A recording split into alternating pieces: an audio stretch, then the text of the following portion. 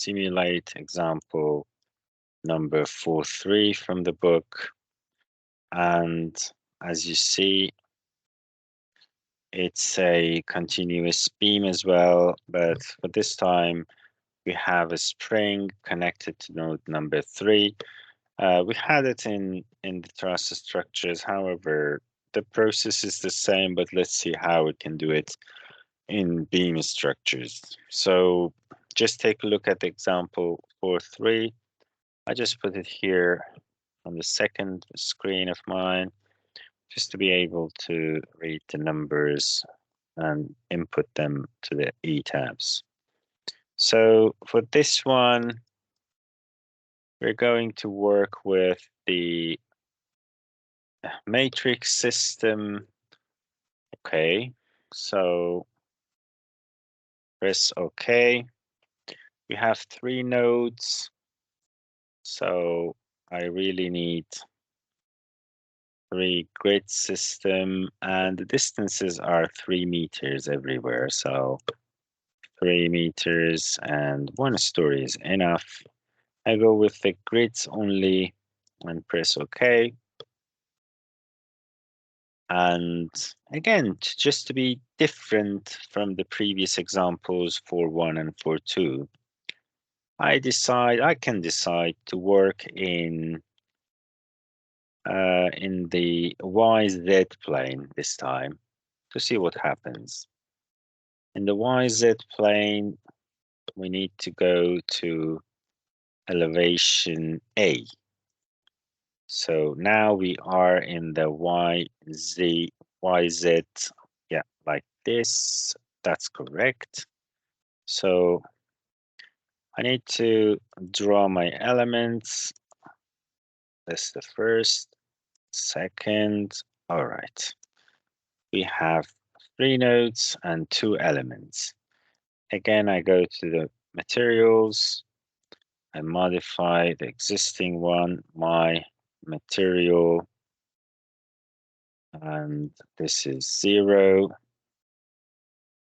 So the modular elasticity is 210 gigapascal. So 210, 1, 2, 3. In terms of megapascal means 210,000 megapascal, right? Okay. This is my material. Section property. I will add a new property in terms of general type. Press OK. The name is my beam. And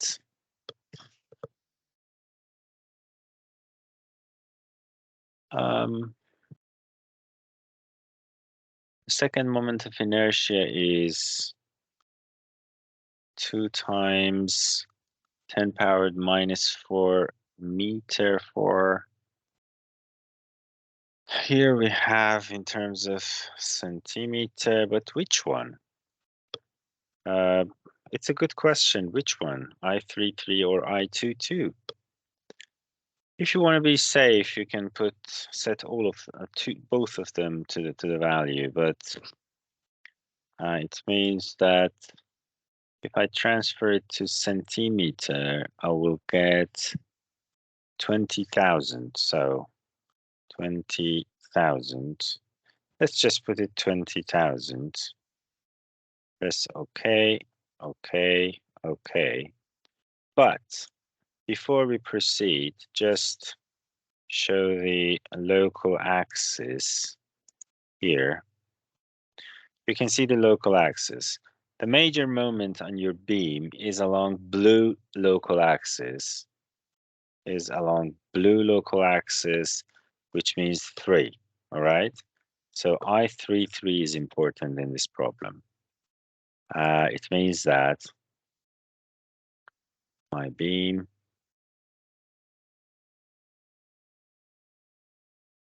this is important. Just to be sure, I will put it here 1,000, something like this, just to be different from this 20,000. I don't want to use the same values. I just want to be sure that I33 is the role player here. So what else do we have? This node, so first of all, before we proceed, just to assign these to my beam. Now, okay, it's applied on the elements. This node is fixed, so I go and restrain it. So this is a fixed support. This is a roller support. So I just go, sorry, I just go and assign it to join, restrain.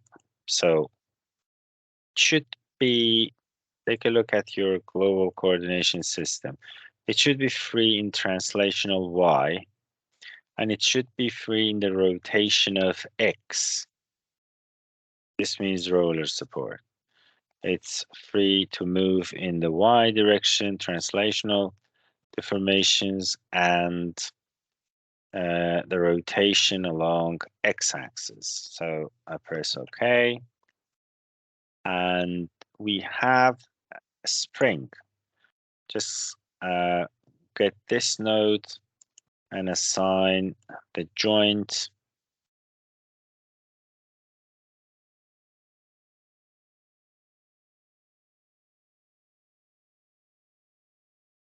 Where was the spring?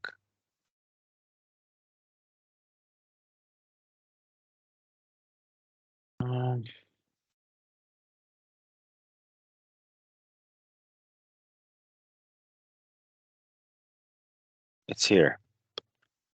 It's too late for tonight to find the spring in front of me. Okay. Add a new one. This is my spring. So the spring should work in vertical, which means z-axis, right? So the spring constant is something like 200 kilonewton over meter. Interesting, it's 200 kilonewton over meter as a default here in ETABS. All right. So it seems that 200 works here. Okay. Okay. And okay. So we have a spring here, and we have this node to be assigned to a force equal to 50 kilonewton along Z axis. It should be minus 50 because it's upside down, isn't it? So yeah, it seems it's correct. So I think we have done everything. So let's run it and just name it example 4.3 to see what we get. Just to peek the correct solution in terms of deformation in node 3, the translational deformation is 0.0174 meter. Okay, let's see what we get here. Press OK. This is the deformation. I just make it smaller just to be able to see. 17 millimeter. That's correct. 17.5 millimeter.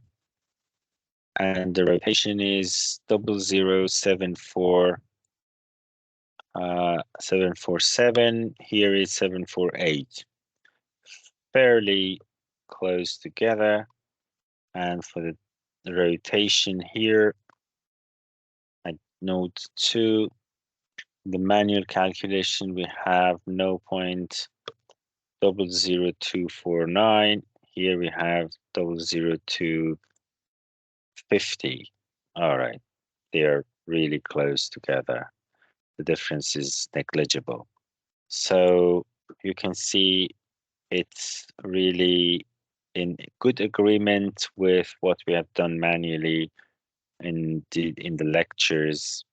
And I strongly encourage you just to go and see the other internal forces or reactions and different outputs you can get from this structure analysis. Thank you for watching this video.